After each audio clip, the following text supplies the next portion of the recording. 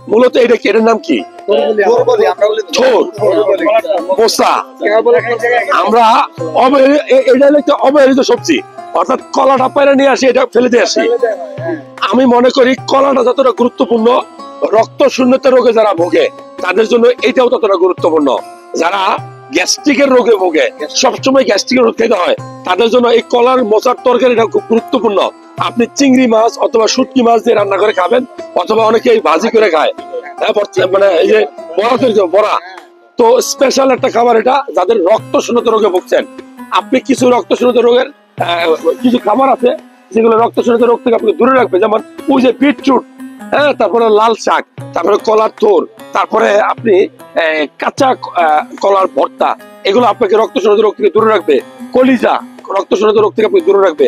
ডিমের কুসুম রক্ত শূন্যতা রোগ থেকে আপনি দূরে রাখবে। আমরা মাছ খাই, হাড় ফেলে দিই, হাড়টাও খাওয়া উচিত, এটা হিমোগ্লোবিন তৈরি করে। ভালো লাগলে এই সবজিটা খাবেন এবং ভিডিওটা শেয়ার করবেন।